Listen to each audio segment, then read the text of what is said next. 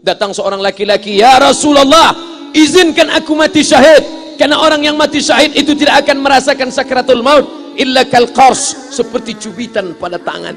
Izinkan aku mati syahid, karena kalau aku mati syahid tidak akan ada azab kubur. Izinkan aku mati syahid, karena kalau aku mati syahid tidak akan ada hisab, langsung masuk surga." Nabi bertanya, "Alaka min ummin, ibumu masih hidup? Ibumu ada di rumah?" "Ya." "Ilzam rijlaiha fathammal jannah." Urus tapak kakinya, akan kau dapati surga di sana. Haji Halim sedang menunjukkan begini cara sayang kepada ibu. Wahai kalian yang tak menghormati ibu, yang menyepelekan ibu, yang merendahkan ibu. Malam ini lihat, beliau tidak ada ceramah, tidak ada tausiah, tapi langsung dibuat begini cara menghormati ibu. Ini sekarang banyak orang tak menghormati ibu. Berapa banyak ibu yang awalnya bantu-bantu, lama-lama jadi pembantu. Dulu dia tidak tarawih, kenapa? Karena kita menangis merengek di rumah. Sekarang di hari tuanya dia tidak tarawih juga. Kenapa? Dia menjaga cucunya. Berapa banyak itu terjadi. Jangan sampai. Dia tidak pernah menolak cucunya, dia sayang. Tapi kita yang berpikir, berapa kali dia tidak jadi sholat duha karena kita kencing di kaitnya. Berapa kali dia tidak tarawih karena kita menangis merengek sampai subuh datang. Berapa kali dia tidak iktikaf karena kita. Andai dia masih hidup hari ini, datang, belikan pakaian yang paling dia suka, belikan perhiasan kalau ada. Andai tidak cium tangannya. Tapi yang sudah meninggal dunia, jangan lupa kau doakan, Rabbil firli wali walidayya warhamhuma kama rabbayani shaghira. Berdoa pun kau tak mau, apalagi yang akan kau bawa menghadap Allah Subhanahu wa taala. Meregang nyawa dia melahirkan engkau. 9 bulan 10 hari kau menumpang di perutnya. 2 tahun kau menyusu, melahirkan, menetes darahnya dalam badanmu. Andai kau gendong dia dari Palembang, jangan sebut Palembang lah Pak Ustaz, dari Pekanbaru Riau, kau gendong dia sampai ke Makkah, kembali lagi, belum tentu dapat menebus satu teriakannya saat melahirkanmu. Lalu apa yang bisa kau lakukan? Datang seorang ibu pergi ke tempat servis HP.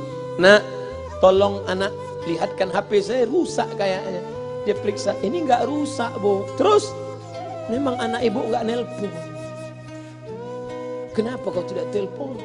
Datang dia ke rumah anaknya. "Nak, ibu enggak ada uang mau buka puasa, bisa minjam 100.000? Apa kata si anak? "Sebentar ya Ma, aku tanya istriku dulu."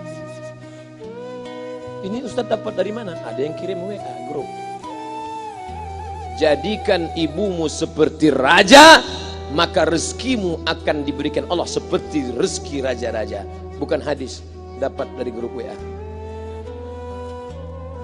Ini ibu minta terus sholat tarawih, tapi sang anak sudah tidak bisa. "Aku mau hentikan saja sholat tarawih ini, karena mau buat tenda ini tidak bisa. Tiangnya bambu, sudah bocor. Kita stop saja sholat tarawih bersama ini." Apa kata si ibu? "Buatlah sholat tarawih terus, nanti Allah akan berikan engkau gedung yang besar. Dengan gedung besar itu kau akan tetap sholat tarawih." Mana gedung besar itu? Inilah dia gedung besar. Langsung dikabulkan Allah Subhanahu wa taala. Karena setelah Allah langsung orang tua. "Wa qadha rabbuka alla ta'budu illa iyyah." Allah sudah wajibkan engkau menyembah Allah. Setelah Allah, "Wa bil walidaini ihsana." Kedua orang tua. Jangan kau lawan ibumu. Kayak anak-anakku, jangan kau lawan ibumu. Karena kau lawan ibumu, kau tak pernah mencium kebahagiaan. Walaupun hartamu banyak, kau akan berenang dalam air mata penderitaan sampai kematian datang. Ada pezina hidup di dunia senang, ada pecandu narkoba hidup di dunia senang, tapi orang yang durhaka tetap dapat dosanya dibalas Allah di akhirat. Di dunia coba dapat. Ustaz, kalau di akhirat dapat, di dunia dapat, untuk apa lagi di dunia? Yang di dunia itu DP-nya. Nanti di akhirat akan kau dapatkan cashnya. Oleh sebab itu jangan main-main dengan ibu. Datang seorang laki-laki, "Ya Rasulullah, izinkan aku mati syahid, karena orang yang mati syahid itu tidak akan merasakan sakratul maut illa kal qars, seperti cubitan pada tangan. Izinkan aku mati syahid, karena kalau aku mati syahid tidak akan ada azab kubur. Izinkan aku mati syahid, karena kalau aku mati syahid tidak akan ada hisab, langsung masuk surga." Nabi bertanya, "Alaka min ummin, ibumu masih hidup? Ibumu ada di rumah?" "Ya." "Ilzam rijlaiha fathammal jannah." Urus tapak kakinya, akan kau dapati surga di sana. Tak perlu kau mati syahid, tapak kakinya kau urus, kau dapati surga di sana. Kalau tapak kakinya kau urus dapat surga, apalagi kau urus kepalanya, apalagi kau urus badannya. Pulang dari sini urus ibumu, mandikan dia, belikan pakaian yang baik, cari makanan kesukaannya. Kalau dia sudah meninggal, maka kau datang ke sana, langsung dapat tisu. Bapak Ibu yang dimuliakan Allah Subhanahu wa taala. Ini Ustadz suaranya menggelegar nih, marah apa? Enggak, saya tak marah.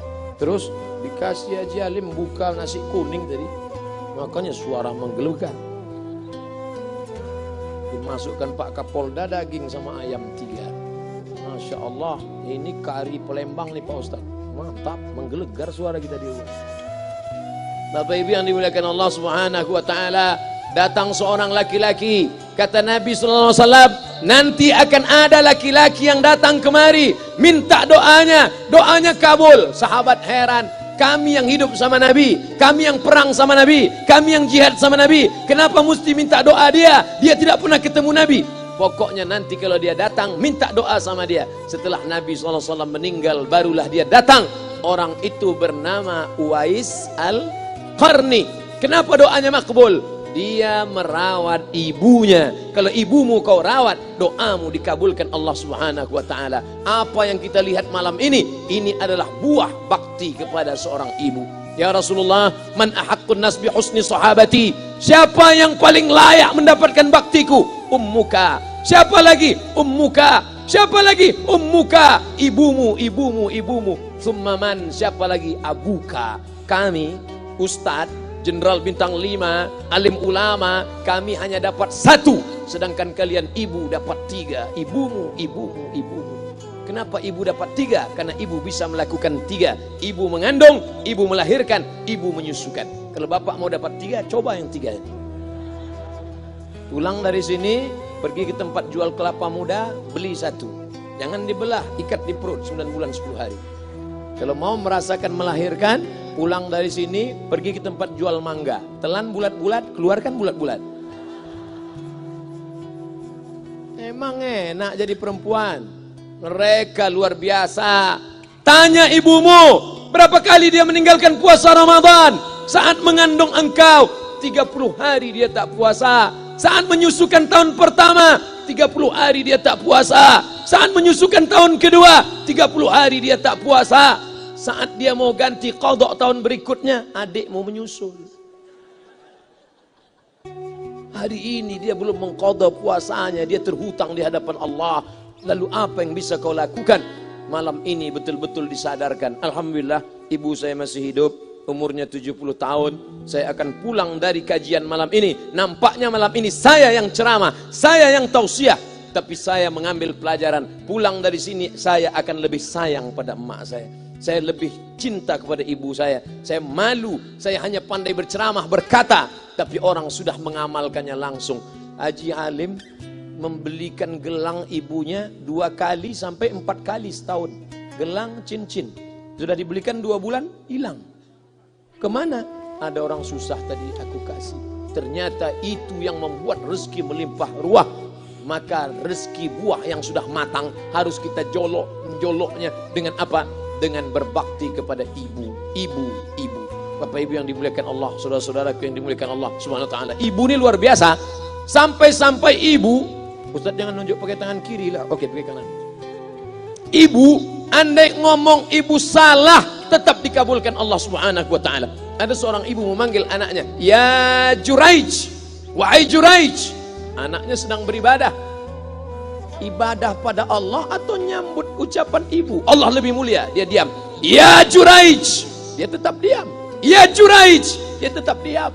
Dia tidak jawab seruan ibunya. Sampai akhirnya ibunya berkata, apa kata ibunya? Allahumma la tumitshu hatta turihi wujuhal mumisat.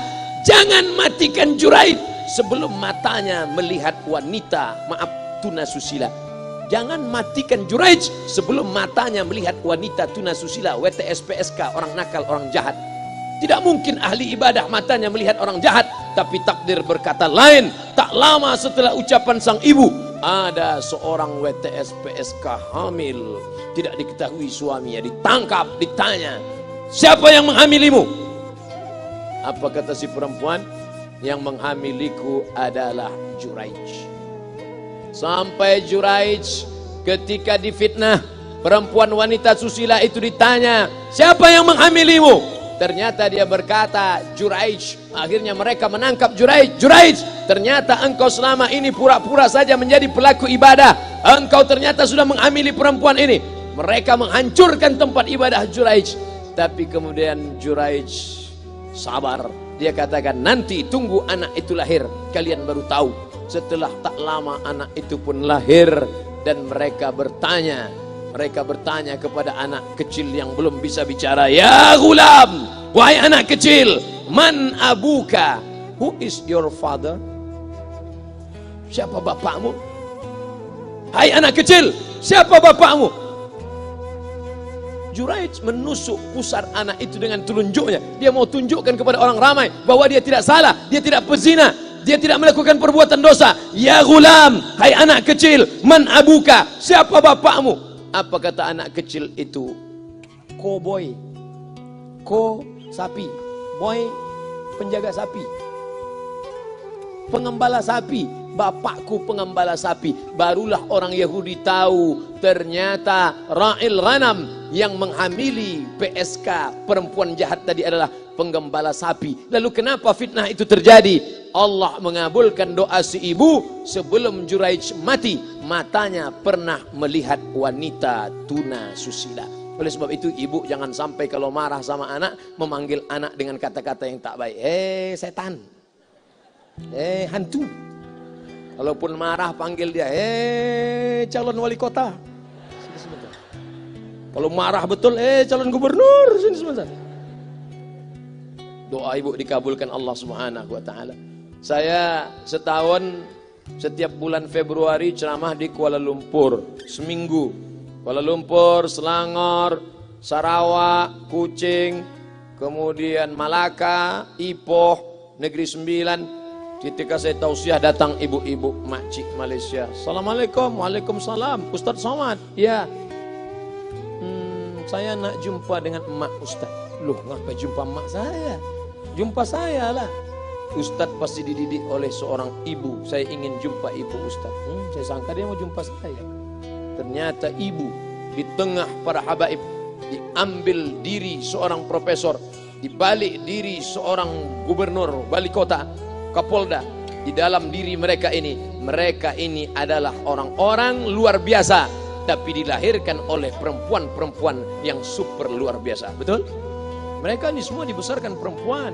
Makanya ada ungkapan al-jannatu tahta aqdamil ummahat, surga di bawah telapak kaki ibu. Tapi ada yang mengatakan itu dulu Pak Ustaz, sekarang sudah berubah, surga di bawah telapak kaki babysitter. Karena banyak yang menitipkan anaknya kepada penitipan anak. Jangan bu, walaupun kau wanita karir, tidak seberapa itu. Tidak dapat kau tebus kehilangan masa-masa manja mereka dengan pendidikan. Ini banyak ibu-ibu sekarang sudah tidak lagi mengurus anaknya. Padahal 6 tahun pertama, the golden age, usia emas, ibu harus ikat hubungan emosional dengan anak. 2 tahun pertama, susukan. 2 tahun kedua, lompat-lompat, lari-lari, lucu-lucu. 2 tahun ketiga, mulai menghafal surat-surat pendek. Umur 7 tahun, baru dia sholat. Begitu. Sekarang banyak. 2 tahun pertama, dia titipkan ke Al-Baqarah, sapi betina. 2 tahun kedua, dia titipkan ke PAUD dan BUUD. 2 tahun ketiga, dia titipkan ke TK. Akhirnya anak putus kontak. Setelah anak remaja, baru ibunya nanya, Ustadz, kenapa anak saya lebih mau curhat sama pacarnya daripada sama saya? Karena anak sudah lost contact, putus hubungan dengan ibu. Itulah yang dulu dikejar dengan wanita karir. Pergi pagi pulang petang, peras keringat, banting tulang, tunggang langgang, lintang pukang. Tak dapat kau tebus dengan apapun. Oleh sebab itu, kalau kau sayang kepada mereka, besarkan mereka. Nanti setelah dia SMP, kau tetap bisa berkarir, tetap bisa apapun. Tapi usia emas ini tetap jaga mereka. Di balik anak-anak yang luar biasa, ada ibu yang luar biasa. Di mana letak ibu luar biasa itu? Inilah dia, ibu-ibu semua insya Allah.